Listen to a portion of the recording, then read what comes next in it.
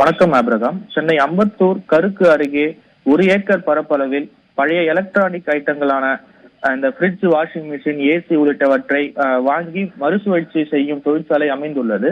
குடியிருப்புகள் மத்தியில் 1 ஏக்கர் பரப்பளவில் இந்த பிரம்மாண்ட தொழிற்சாலை அமைந்துள்ள நிலையில் திடீரென இன்று மாலை சுமார் 6 மணி அளவில் மின்கசிவு காரணமாக ஒரு சில இடங்களில் ஆங்காங்கே சிறிய அளவில் கரும்புகை வெளியேறி அது தீப்பற்றி எரிந்ததாக கூறப்படுகிறது. உடனடியாக அம்பத்தூர் தீயணைப்பு துறையினருக்கு அந்த தொழிற்சாலையில் பணிபுரியும் நபர்கள் தகவல் தெரிவித்துள்ளனர்.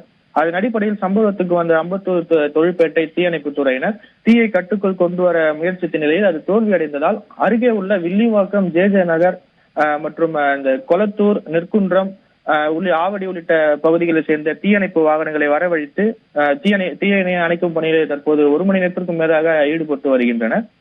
குறிப்பாக 50க்கும் மேற்பட்ட தீயணைப்பு வீரர்கள் இந்த தீயை அணைக்கும் பணியில் ஈடுபட்டு வரும் நிலையில் இந்த பிரம்மாண்ட தொழிற்சாலையில் ஏற்பட்டுள்ள இந்த தீயை விபத்தால் அப்பகுதியை பெரும் கரும்புகை சூழ்ந்துள்ளது. இதனால் பொதுமக்களுக்கு மூச்சு திணறல், கண்ணெரிச்சல் போன்றவையும் ஏற்பட்டுள்ளது. தீயணைப்பு துறையினர் இது பற்றி விபத்து குறித்து கூறுகையில் மேலும் ஒரு சில மணி நேரங்கள் ஆகும் அந்த தீயை அணைப்பதற்கு என்று தெரிவித்துள்ளனர். இதனால் அப்பகுதியில் பெரும் பரபரப்பான சூழ்நிலையை நிலவி வருகிறது. ஆபிரகாம்.